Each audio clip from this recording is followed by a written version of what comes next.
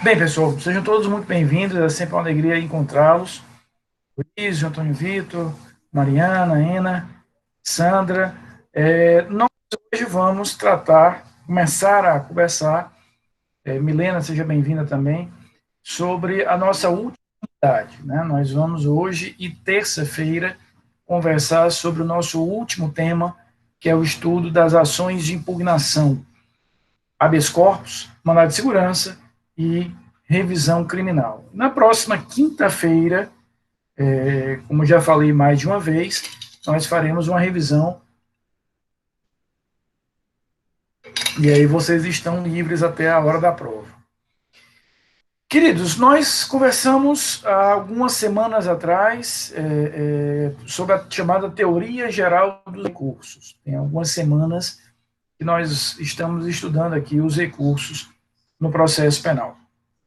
Falamos da teoria geral, recurso de sentido estrito, agravo de execução, apelação, embargos, recurso especial extraordinário. Nós vamos chegar aqui hoje às chamadas ações de impugnação genéricas. Alguns usam também autônomas. Ações de impugnação genéricas ou autônomas. Nós temos aí essa dupla linguagem, essa dupla estrutura. Primeira coisa, queria começar por aqui, Juliana. Qual é a diferença mais simples possível entre um recurso e uma ação? Qual seria a diferença? Num recurso, nós temos uma relação processual já instaurada, Aloysio, ou seja, já há um processo.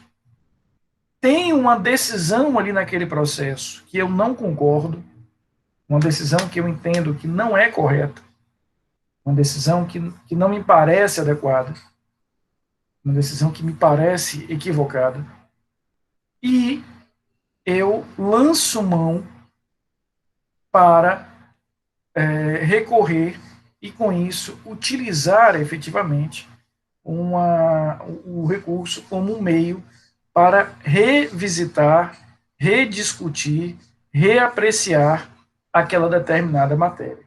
Então, nós vamos encontrar aqui, no instrumento processual típico de um recurso, um processo, uma decisão, o recurso enfrenta essa decisão, leva para outra instância e eu continuo discutindo aquela mesma relação processual. Então, um recurso, ele simplesmente dá continuação, ele dá continuidade a uma relação processual que já existe, que já está instaurada, que já está organizada. Isso é um recurso. Quando a gente trabalha com uma ação, aquele instrumento processual que eu nomino como ação, Renata, vai inaugurar, vai começar uma relação processual. Então, essa é a diferença mais simples, mais básica que nós vamos ter entre o recurso e uma ação. O recurso, ou no recurso, eu continuo com a relação instaurada, ação, eu inauguro uma relação processual, eu inauguro uma relação em que eu busco ali o judiciário. É exatamente por isso que esses três instrumentos que nós vamos estudar hoje, na terça-feira, são categorizados, são classificados como ações. Habeas corpus, mandado de segurança e revisão criminal. Em regra, eles estão a inaugurar, eles estão a apresentar ao judiciário uma demanda inédita. Então, quando eu apresento dentro dessa estrutura, a gente vai ter uma ação iniciada, uma relação processual iniciada. É exatamente isso, Vitor, exatamente isso. Pode entender assim. Então, nós vamos estudar aqui o habeas corpus, a revisão criminal e o mandado de segurança. Só que como é que vai ser nosso estudo aqui sobre essas três ações? Dessas três, indiscutivelmente a principal a mais útil, né, é a ação de habeas corpus. Então, hoje nós vamos estudar o habeas corpus. Terça-feira a gente ainda continua um pouquinho com o habeas corpus e avançamos para estudar e concluir na terça-feira mandado de segurança e revisão criminal. Então vamos começar pelo habeas corpus. O habeas corpus, ele tem uma origem remota, a origem dele ela remonta ao direito romano. No direito processual romano, a gente já tinha ali a estrutura do habeas corpus. Já tinha no direito romano essa pegada, digamos assim, voltada para a proteção de uma liberdade motora, de uma liberdade de ir e vir. Então, eu já visualizava ali no direito romano essa proteção à liberdade motora. Então, numa tradução livre, digamos assim, habeas corpus seria tome-se o corpo. Né? Eu teria aí uma tradução livre que nos remontaria a essa lógica, tome-se o corpo. Então, a ideia realmente era utilizar o habeas corpus, repito, lá no processo romano, de maneira que eu tivesse ali, Carlos, um acesso direto, um acesso imediato àquela pessoa que, por algum motivo, Gabriela estava presa. Agora, a primeira positivação que nós vamos ter no Ocidente, e quando eu digo positivação, estou falando da primeira norma escrita que define, que delimita ali o alcance dessa ação de habeas corpus. A primeira delimitação que nós vamos ter no Ocidente com alguma relevância, ela vem no direito inglês, lá no século XIII, com o chamado Habeas Corpus Act. Eu tenho ali o Habeas Corpus Act, ele é absolutamente contemporâneo da Carta Magna de 1215. Então, o direito inglês, já lá no século XIII, incorpora, né, traz para a sua estrutura esse desenhar aqui de um habeas corpus, dizendo, olha, caberá habeas corpus nesta e nesta situação. Mas ele mantém a tradição romana, ele mantém a tradição originária ou oriunda do direito romano, de termos aqui um apego, né, um vínculo, efetivamente, ao habeas corpus como uma garantia do direito de ir e vir. Então, essa ligação, Aloysio, do habeas corpus com esse direito de locomoção, essa conexão, Gabriela, do habeas corpus como uma ferramenta, como um instrumento processual para garantir aqui o meu direito motor, o meu direito de locomoção, vem do direito romano, passa pelo direito inglês do século XIII, e essa positivação aí do século XIII, ela é muito importante porque ela vai influenciar o direito português, né? O direito português sofre uma influência muito grande em alguns aspectos do direito inglês, claro, não todos, porque a nossa base é uma base romano-germânica, mas ele tem alguma influência, e através do direito português, como a gente vai falar daqui a pouquinho, quando a gente for falar de evolução normativa do habeas corpus no Brasil, ele chega no Brasil. Ele tem algumas características muito interessantes, né? A primeira delas é o jus postulandi irrestrito. O que significa isso? Significa que qualquer um pode apresentar um habeas corpus, absolutamente qualquer um. Eu não preciso ser advogado, eu não preciso ser bacharel, eu não preciso ter nenhuma formação especial ou específica. Qualquer um pode apresentar o habeas corpus. Tanto assim o é que, se você for, por exemplo, para as estatísticas dos tribunais superiores, em regra, com alguma variação, Aloysio, para mais ou para menos, mas em média, nos últimos anos, cerca de um terço dos habeas corpus que chegam nos tribunais superiores, estou falando aqui de STJ e STF, são habeas corpus apresentados pelos próprios presos. Então, veja só, Carlos, que importância tem esse instrumento. O próprio preso poderá utilizar-se do habeas corpus para garantir uma tutela, uma proteção à sua liberdade motora. Então, a gente vê aqui a força que esse instrumento tem. Eu estou diante de um instrumento, né, que é propositadamente mais democrático e mais acessível. né? Não é à toa que não só países ditatoriais, né, com matriz ditatorial, não importa de que coloração ideológica, mas mesmo democracias, sempre que precisam restringir ou ter legislações especiais mais duras, um dos pontos que, em regra, vai trabalhar é o habeas corpus. Só para citar um exemplo, a lei inglesa antiterrorista, que ela é já desse século, é de 2003,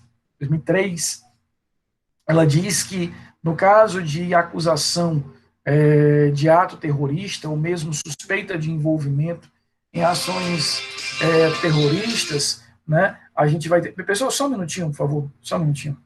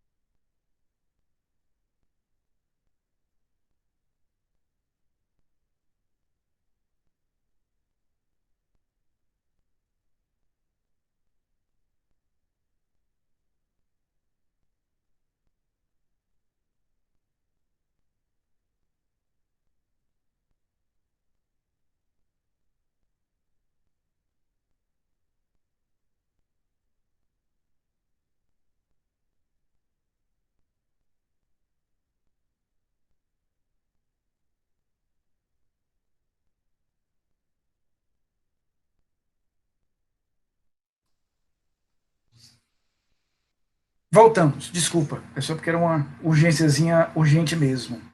Queridos, nós hoje vamos, portanto, nos dedicar ao habeas corpus. E, como eu falava agora há pouco, ele é um instrumento muito poderoso de enfrentamento de qualquer tipo de excesso à liberdade motora.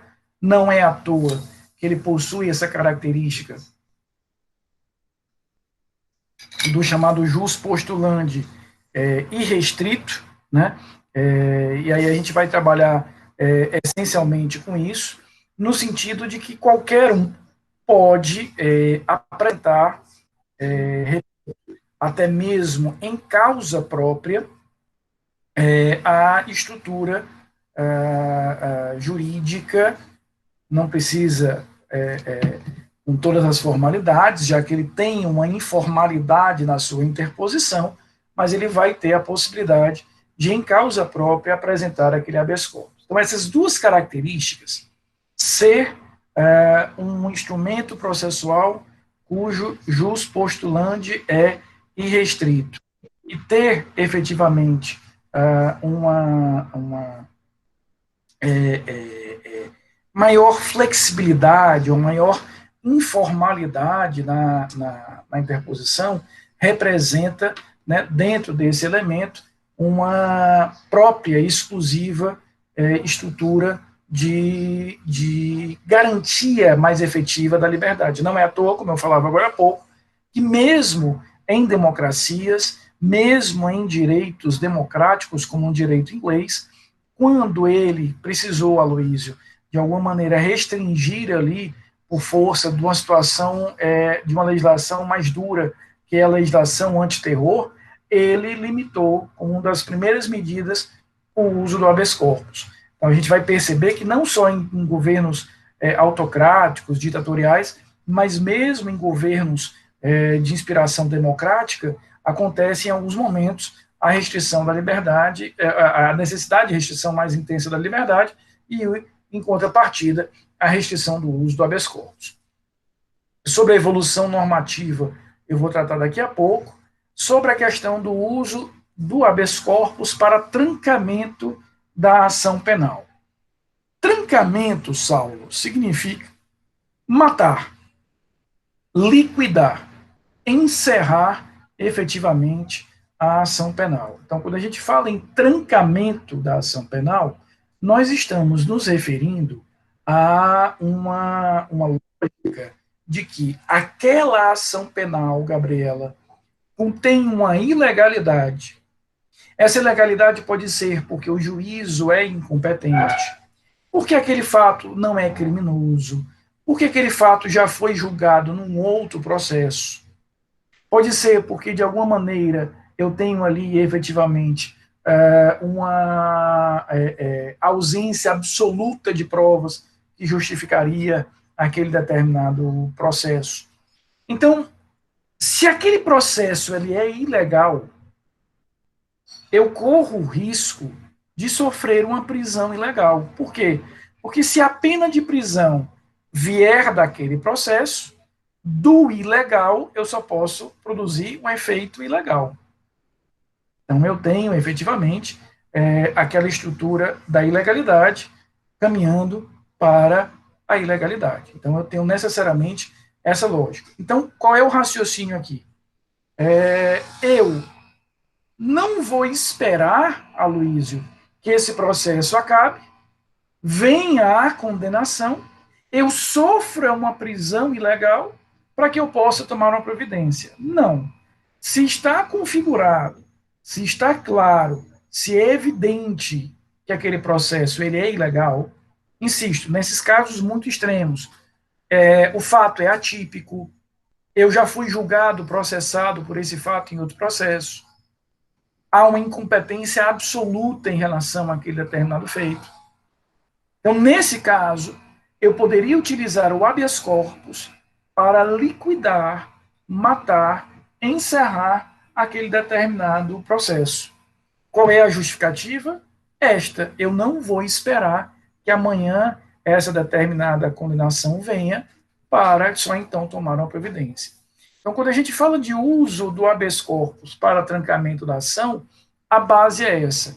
Eu vou acabar com aquela causa para me livrar do efeito. Qual seria o efeito? A prisão ilegal. Deixa eu explicar isso de outra forma, Lia. O habeas corpus serve para enfrentar prisões ilegais. Simples assim. O habeas corpus é feito, Aloysio, para enfrentar prisões ilegais.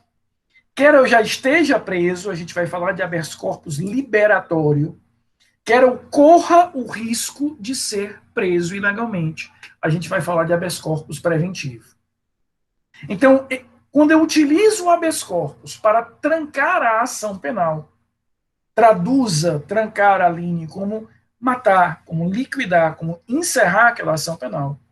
Eu estou fazendo isso para evitar uma condenação futura, que obviamente seria ilegal. É por isso que o instrumento habeas corpus, utilizado para trancar uma ação, ele só tem cabimento em situações muito extremadas. Em outras palavras, quando restar claro, Ariadna, que a ilegalidade é óbvia, é patente.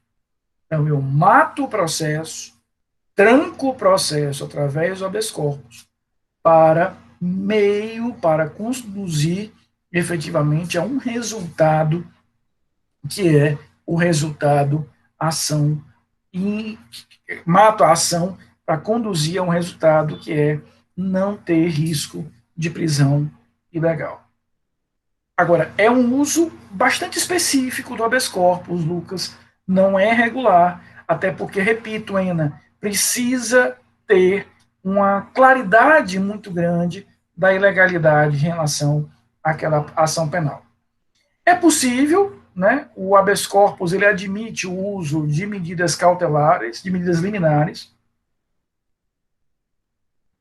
Então, quando eu apresento aquele habeas corpus, o juiz ou o tribunal, a gente vai falar de competência um pouquinho na próxima aula, mas o juiz ou o tribunal, eles podem perceber que há uma gravidade muito intensa, Luísio, e que isso justificaria o uso de uma medida liminar, ou seja, eu liminarmente, de imediato, antes mesmo da tramitação completa daquele determinado habeas corpus, eu posso efetivamente ter essa medida concedida. Em outras palavras, por mais que o rito, a gente vai conversar sobre isso na terça-feira, do habeas corpus seja simples, seja célere, seja rápido, eu posso entender que é ideal que eu conceda logo um habeas corpus para que eu possa, conceda logo uma liminar, uma medida mais urgente, de natureza cautelar, para proteger efetivamente aquele determinado direito, né? E também na terça-feira a gente vai falar sobre o uso do habeas corpus como sucedâneo, ou seja, as situações, as hipóteses, Fernando, em que eu posso abrir mão, deixar de usar um recurso para, em substituição, usar um habeas corpus. Nós vamos nos dedicar agora, feita essa breve introdução, nem tão breve assim, de quase meia hora, mas nós vamos nos dedicar agora a conhecer a evolução normativa do habeas corpus. Como é que ele evolui do ponto de vista normativo no habeas corpus.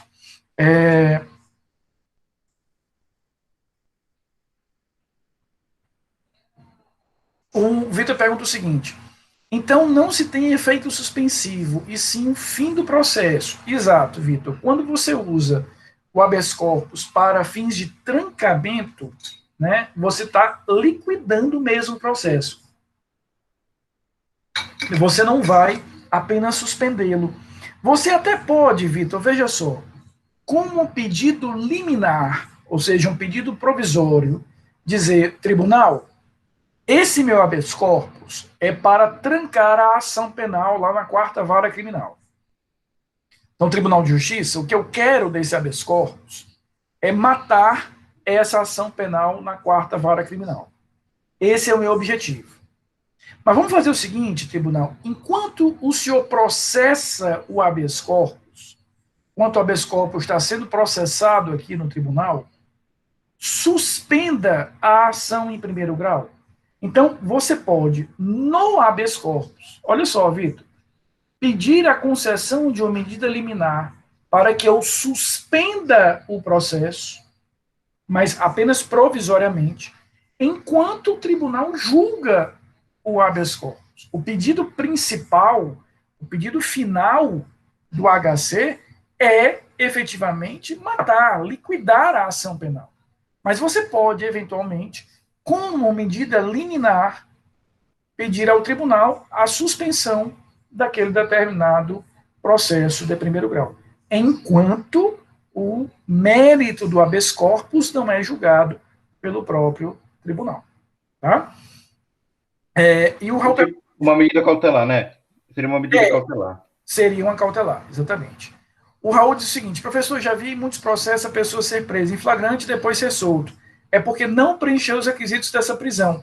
Pode não ter preenchido os requisitos, seria o caso de ilegalidade, como você viu lá em processo penal 1, ou há casos, Raul, que eu tenho até o preenchimento desses requisitos, mas o juiz entendeu que, apesar de não ser ilegal aquela prisão, eu poderia ali conceder, por exemplo, uma medida cautelar diversa da prisão, e ele ter ali um direito, por exemplo, de uma prisão através de monitoração eletrônica ou algo do gênero, tá? Então pode ser que não existam os requisitos, isso transformaria a prisão numa prisão ilegal, ou até pode ser que existam os requisitos, a prisão ali ela é legal, mas o juiz entende que, por exemplo, ele poderia substituir, no caso concreto, por uma medida cautelar diversa da prisão, nos termos lá do artigo 319 e 282 do Código de Processo Penal. Tá? Veja, Raul, ele vai usar essa violência como um argumento de que a prisão ela se tornou ilegal porque eu não posso ter esse elemento. Então, em teoria, poderia sim utilizar esse argumento para demonstrar a ilegalidade da prisão. Não é do todo desarrazoado. Né? A Sandra diz o seguinte: professor, quais os prazos para interpor perante o STF ou Tribunal de Justiça em habeas corpus e a média de espera de quantos dias até o julgamento do mérito? Não tem prazo, Sandra, não existe prazo, exatamente pela sua informalidade, pela característica de que qualquer um pode apresentar, ele não tem prazo.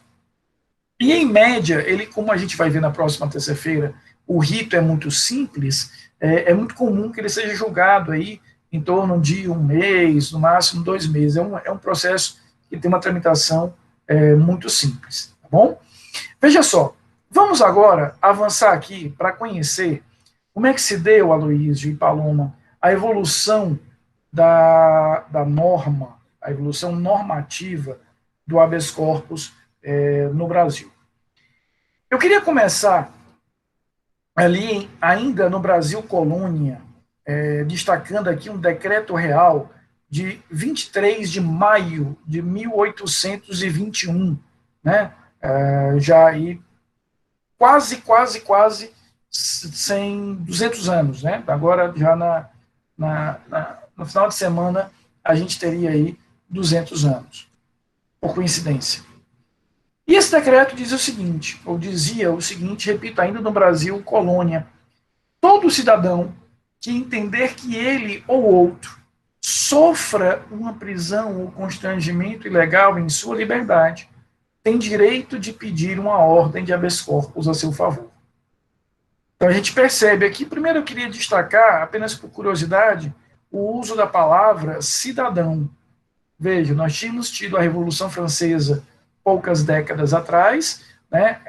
Havia ali a construção muito forte no Ocidente dessa ideia, sem falar na independência norte-americana. Então a gente vai ter aqui o uso da palavra cidadão já incorporada ao direito português, né? Já nos estertores finais ali do Brasil colônia, mas a gente tem isso. Em 1822, vocês sabem, vem a independência do Brasil, o Brasil se torna independente do Império Português, passamos a existir enquanto Estado independente, no próximo ano completaremos aí 200 anos da nossa independência, e junto com a independência, portanto, um novo país ali sendo criado, Aline, surge a necessidade de uma nova Constituição, já que a Constituição é que edifica o Estado, constrói o Estado, define o Estado, a gente vai ter aí a edificação dessa nova Constituição, que vem em 1824. Então, a Constituição Imperial, que é de 1824, é a primeira Constituição genuinamente brasileira, né? Ela vai, repito, construir aí esse elemento chamado Brasil, mas ela era completamente omissa em relação ao habeas corpus. Então, nós temos a primeira Constituição brasileira, a Constituição Imperial, mas que ela não trata do habeas corpus, tá certo? E o habeas corpus, ele vem sendo tratado pela primeira vez no Brasil em 1832. Essa aqui é a primeira norma genuinamente brasileira, que é o Código de Processo Criminal do Império, que dizia lá no seu artigo 340, todo cidadão que entender, eu mantive aqui a redação original, que entender que ele ou outro sofre de uma prisão ou constrangimento legal, em sua liberdade, tem direito de pedir uma ordem de habeas corpus a seu favor. Então, nós temos a independência em 1822, a Constituição Imperial não trata da figura do habeas corpus, e ela só vai ser tratada durante todo o período imperial brasileiro.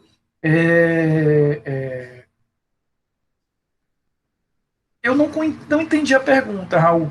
Raul pergunta o seguinte: professor, o juiz subjetivamente vai aceitar ou não o HC pela parte? Pode explicar melhor, Raul, por favor?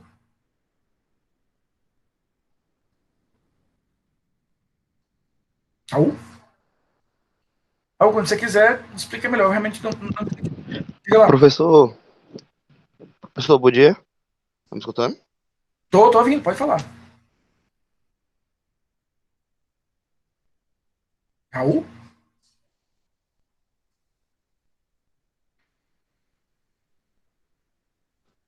Tá escutando, professor? Agora sim, pode falar. Por exemplo, a pessoa vai ser presa, aí ela sofreu uma violência, por exemplo. Aí eu entro com um HC. O juiz já de cara ele aceita ou ele pode recusar ainda, mesmo assim? Veja, a gente vai falar sobre o procedimento do HC na terça-feira, né? Mas, a princípio, repito, o rito do HC, do habeas corpus, é um rito simples, e o juiz pode verificar ali, em verificando aquela ilegalidade, ele já pode acatar e já decidir ali mesmo. Repito, a gente vai trabalhar melhor com isso na terça-feira. Eu não queria me adiantar um pouco, a gente precisa ver a estrutura do rito, que é simples, mas a gente precisa compreender isso. Mas só para não ficar dúvida, por enquanto, Raul, o juiz pode enfrentar sim, ou seja, sendo a própria pessoa presa, ou um advogado em nome dele, o juiz já vai enfrentar, ou o tribunal, conforme a competência, ele já vai enfrentar isso, tá bom? Mas, repito, eu vou explicar isso melhor na terça-feira. Voltemos aqui. Então, veja, durante o período imperial, o habeas corpus, ele existia, mas ele não tinha um padrão, um standard, uma referencial constitucional.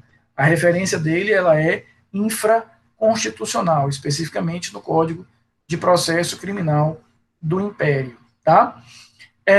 E aí o que é que acontece? Vem a República em 1889, temos a proclamação da República em 1889, e com consequência da proclamação da República, nós vamos ter a primeira Constituição Republicana, que é a Constituição de 1891. Então, a primeira Constituição Republicana, que é a Constituição de 1891. Essa Constituição é uma Constituição muito importante na história constitucional brasileira, porque ela vai ter, efetivamente, como referência não apenas a Constituição americana, mas algumas normas europeias, e ela põe de pé, digamos assim, Aloysio, o Brasil República. Então é aqui, Aline, que a gente vai ter a cara do Brasil como república. Nós tínhamos a Constituição anterior, que tinha estruturado o Brasil num formato imperial, temos a proclamação da República em 1889 e, consequentemente, temos a produção da primeira Constituição republicana de 1891. Nesse artigo 72 da Constituição, nós tínhamos uma função assemelhada, parecida com o artigo 5º que nós temos hoje da Constituição. Então, existe um certo paralelo que a gente pode fazer aqui entre o artigo 72 da Constituição de 1891 e o artigo 5º. A diferença é que hoje no artigo 5º nós encontramos lá, né, os incisos que trazem os direitos e garantias fundamentais. Aqui na Constituição de 1891 nós teríamos aí os parágrafos, né? E aí veja o que nos diz aqui o parágrafo 22. Isso aqui é a redação original da Constituição de 1891. Dar-se-á habeas corpus sempre que o indivíduo sofrer ou se achar em iminente perigo de sofrer violência ou coação por ilegalidade ou abuso de poder. Né? Então a gente vai ter a Constituição de 1891 dizendo isso. A gente consegue perceber aqui, Ariadna, que mudou um aspecto, Raul, concordo contigo que não mudou quase nada, mas mudou um aspecto. Ela não fala de liberdade. Então veja que ele está falando aqui em dar-se-á habeas corpus, sempre que o indivíduo sofrer ou se achar em iminente perigo de sofrer violência ou coação por ilegalidade ou abuso de poder. Então, a gente não vai ter aqui na Constituição qualquer referência para liberdade. Então, o que a gente tem aqui? Se a gente for atrás, Thaisa, veja só, no direito romano, Saulo, no direito inglês, no direito imperial, sempre o habeas corpus esteve vinculado efetivamente à proteção da liberdade motora. Vem a Constituição republicana e nada fala sobre liberdade motora, ela não traz nada sobre isso, ela traz uma construção aqui bastante genérica, bastante geral em relação a isso. A gente vai ter, efetivamente, uma lógica bastante mais ampla. Repito, nós estávamos acostumados a o HC ser a garantia da liberdade de ir e vir. De repente, o texto constitucional republicano de 1891 fala em termos gerais. Vou usar o habeas corpus sempre que o indivíduo sofrer violência ou coação por ilegalidade ou abuso de poder. Aí, nesse momento, Paloma, surge uma dúvida no Brasil. Eu estou falando do final do século XIX. Quando a Constituição republicana fala de forma tão genérica, é porque ela não precisava vincular o uso do habeas corpus à liberdade motora, porque era óbvio, o direito romano já o fazia, o direito inglês já o fazia, o direito português já o fazia, o direito imperial já o fazia. Então, ele não falou que o habeas corpus seria utilizado apenas para a proteção de ir e vir, porque não tinha a necessidade, ou ele não falou, e por não ter falado, nós vamos ter a possibilidade, Gabriela, de usar o habeas corpus em todo e qualquer caso onde haja uma violência ou uma coação provocada por abuso de poder ou ilegalidade. Então, a dúvida que se instaurou com a Constituição de 1891 foi isso. Fato é, ele não trata de liberdade no parágrafo 22 do artigo 72. Fato. Diante disso, nós vamos aplicar a qualquer direito líquido e certo, ou nós vamos aplicar apenas a liberdade, porque essa é a tradição do habeas corpus. Essa dúvida chegou no Supremo Tribunal Federal, que decidiu, ainda no final do século XIX, que se o Constituinte não falou em liberdade, o aplicador da Constituição não pode, na Constituição, inserir palavras que não existem. Então, se o Constituinte nada falou, nós vamos ampliar o conceito de habeas corpus. E isso deu margem à chamada doutrina brasileira do habeas corpus. Então, o que é a doutrina brasileira do habeas corpus? É a interpretação feita pelo Supremo Tribunal Federal, lá no final do século XIX, dizendo, olha, a Constituição brasileira, quando definiu o habeas corpus, ela o fez de forma genérica. Então, nós podemos usar o habeas corpus não apenas para a liberdade motora, como era a tradição, mas para qualquer direito líquido e certo. É como se nós tivéssemos, naquele momento, no habeas corpus, o que hoje nós usamos de habeas corpus e o que hoje nós usamos de mandado de segurança. Ou seja, a doutrina brasileira do habeas corpus vai dizer que eu posso usar esse instrumento para qualquer direito líquido e certo. E isso durou de 1891 até 1926. Por quê? Em 1926, há uma reforma constitucional que insere no texto constitucional de 1891 a palavra liberdade de locomoção, a expressão, na verdade, liberdade de locomoção. E o mandado de segurança, vejam, será criado só na próxima Constituição, a de 1934. Então, de 1891 a 1926, quando veio essa reforma constitucional, nós usávamos o habeas corpus para qualquer direito líquido e certo. E isso era o que nós chamávamos de doutrina brasileira do habeas corpus. Em 1926, a expressão liberdade de locomoção é inserida numa reforma constitucional, e aí a gente passa a ter o habeas corpus nos moldes que nós conhecemos hoje. Então, essa data é uma data importante para a história do habeas corpus no Brasil, por quê? Porque é aqui, é nesse momento,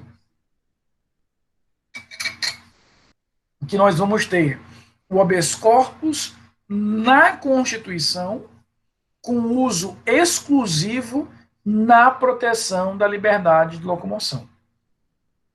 E aí, em 1934, nós temos na Constituição de 34, que é fruto de todo aquele processo, né, derivado da chamada Revolução Constitucionalista de 32 em São Paulo, a criação do mandado de segurança. Então, essa dupla estrutura que nós temos hoje, HC e mandado de segurança, o HC para a liberdade motora, o mandado de segurança para qualquer direito líquido e certo, ele vai surgir a partir de 1934. Então, o que a gente precisa aqui entender, Fernando? Com a Constituição Imperial em 1824, nada se falou do habeas corpus. O habeas corpus vai ser utilizado durante o período imperial com base numa norma subconstitucional, uma norma infraconstitucional, que é o Código de Processo Criminal do Império de 1832. Em 1891, na primeira Constituição Republicana, o habeas corpus ascende à categoria constitucional. Ele vai ser inserido na Constituição. Então, a primeira vez que nós vamos ter o habeas corpus no Brasil, na Constituição, é em 1891. Só que quando ele surge na Constituição em 1891, Lia, ele surge de forma ampla para qualquer tipo, repito, de ofensa por violência ou coação a meu direito. E aí o STF, interpretando esse diploma, diz, olha, se o legislador constituinte não limitou, não seremos nós que o faremos. Usa para qualquer coisa. Repito, qualquer coisa, desde que tenha aí essa liberdade, esse direito líquido e certo. Em 1926, nós inserimos ali no texto da Constituição liberdade de locomoção, né? Então ele vai ser inserido em 1926 no texto da Constituição. Então essa data é relevante porque é o primeiro momento, Aloysio, que o habeas corpus é constitucional e de uso exclusivo para ser uma garantia à liberdade motora. E em 1934 é criado aí o mandado de segurança, né? Então essa estrutura que a gente tem que vai perdurar até a Constituição atual, a Constituição de 88, que lá no seu artigo 5º, inciso 58, 68, ele vai dizer, conceder-se habeas corpus, sempre que alguém sofrer, aqui, quando ele fala em alguém sofrer, é a modalidade do habeas corpus liberatório, eu já estou preso, né? Eu já estou efetivamente preso, já tenho a limitação, ou se achar ameaçado de sofrer. Aqui um elemento interessante, né? Quando a gente fala aqui de ameaçado de sofrer, é aqui que tem alcance ou uso o chamado habeas corpus preventivo. Um habeas corpus preventivo é aquele que eu vou buscar para me proteger de uma situação onde eu poderia sofrer algum tipo de ilegalidade no meu direito de locomoção. Então veja que a Constituição ela admite o uso do habeas corpus quando já há o sofrimento, em português eu já estou preso, aqui a gente vai falar de habeas corpus liberatório, ou quando há uma ameaça, um risco, a gente vai falar aqui de habeas corpus preventivo. Por exemplo, ontem e hoje, né, foi muito falado aí na CPI, que está em curso no Congresso, porque o ex-ministro Eduardo Pazuello teve concedido a ele, pelo STF, um habeas corpus preventivo, de forma que ele não pode ser preso, já que ele vai ser ouvido na condição de investigado. É um exemplo de uso de habeas corpus preventivo. Mas qual é a diferença? No habeas corpus liberatório, eu já estou limitado da minha liberdade, em português eu estou preso. No habeas corpus preventivo, eu estou ameaçado disso. E aí ele avança, né? Sofrer violência ou coação, né? A violência tem uma dimensão aqui física, a coação tem uma dimensão essencialmente psicológica, na sua liberdade de locomoção, como a gente falou agora há pouco, desde 1926, ele tem isso. Por ilegalidade ou abuso de poder. Né?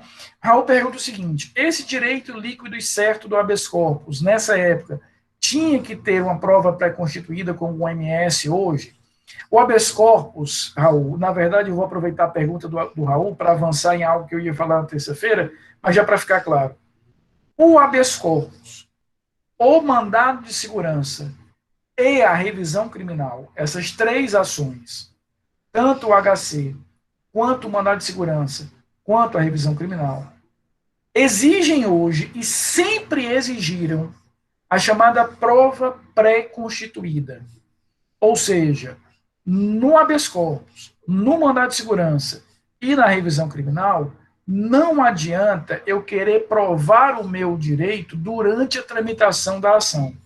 Quando eu apresento um habeas corpus, quando eu apresento o mandado de segurança e quando eu apresento a revisão criminal, eu tenho que trazer logo ali, naquele momento, toda a prova, todos os elementos de prova que dão suporte ao meu direito. Porque se eu apresento um habeas corpus e eu não tenho a prova, aquele meu direito não é líquido nem certo. Então, não existe no habeas corpus, assim como não existe no mandado de segurança, assim como não existe na revisão criminal, qualquer etapa, fase, momento de produção da prova. É por isso que o rito, como a gente vai conversar na terça-feira, é um rito que tende a ser mais simples dessas três ações. Porque eu não vou parar para ouvir testemunha, eu não vou fazer a cariação, eu não vou fazer perícia. Houve a apresentação da ação, junto com ela tem que vir toda a documentação, os elementos de prova que eu tenho ali para garantir a existência do meu direito, vou avaliar se aquele direito existe e efetivamente ele vai ter aqui. Raul, se eu estou, por exemplo, atacando uma ordem de prisão de um juiz, dizendo que aquela ordem ela é ilegal, eu tenho que trazer a ordem de prisão, eu tenho que trazer, por exemplo, outros elementos, eu vou dizer, olha, o cara não estava nem lá na hora, ou ele tem bons antecedentes, ou ele é réu primário. Se eu estou dizendo que aquele processo ele é ilegal e eu quero o trancamento, eu tenho que demonstrar através de provas, prova documental, prova testemunhal, trago ali alguma declaração dizendo que aquela prova existe. Né? Então, você perguntou muito aí sobre a questão da violência. Eu vou precisar efetivamente trazer ali, já que eu estou usando a violência, Raul, como elemento para pedir o meu habeas corpus, eu preciso efetivamente trazer a prova da violência. Então, a gente vai precisar trazer ali a prova dessa violência, através do exame de corpo de delito, através até mesmo de prova testemunhal. Então, tudo isso são exemplos de provas que eu vou ter que apresentar ao juiz ou ao tribunal. Vitor, a doutrina brasileira do habeas corpus foi aplicada, repito, de 1926 de 1891 até 26. Né? Como em 26 a Constituição é alterada e a gente passa a ter a liberdade de locomoção expressamente ali prevista, já não há que se falar mais na aplicação da doutrina brasileira do habeas corpus. Digamos que em 26 o HC volta para o seu trilho original, que é ser um instrumento de proteção apenas à liberdade motora. Tá bom? Então, vejam, a gente vai ter, dentro desse contexto, a ideia de que a Constituição de 88 reproduz textos antigos, né, e vai dizer que eu posso ter direito a esse HC para sofrer ou ameaçado de sofrer, sempre que eu tiver ali a minha liberdade de locomoção em risco por ilegalidade ou abuso de poder. Então, resumindo tudo que nós vimos na aula de hoje, a evolução normativa do habeas corpus no Brasil ela é muito peculiar. Por quê? Porque ela não o habeas corpus não é tratado na Constituição de cara, ele vai ter uma natureza infraconstitucional durante todo o direito imperial. Em 1891, ele é promovido, ele ascende à estrutura constitucional, mas com uso amplo, coisa que só no Brasil nós vamos encontrar na história do Ocidente, nenhum outro país usou o habeas corpus como nós usamos a partir de então. Esse uso amplo dura, é aplicado até 1926. Em 1926, com a reforma constitucional, a gente passa a ter o habeas corpus nos moldes que ele tem hoje. Veja, vocês estão vendo aí a redação atual. É uma ação constitucional, é uma ação que garante apenas a liberdade motora, exige uma prova pré-constituída, porque tem que ter o direito líquido e certo ali, devidamente comprovado. Né? O que nós faremos na terça-feira para terminar essa matéria e, consequentemente, terminar o semestre com toda a matéria vista?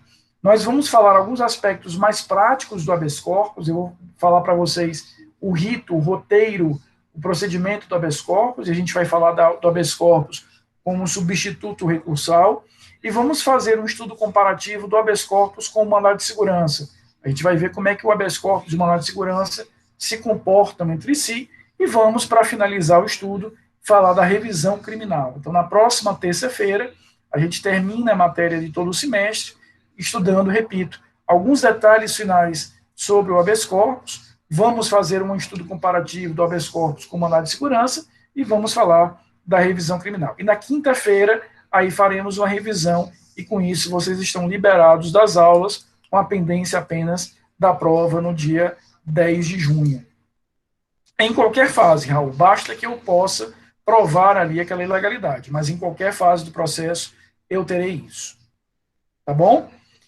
Queridos, um ótimo final de semana para vocês, né?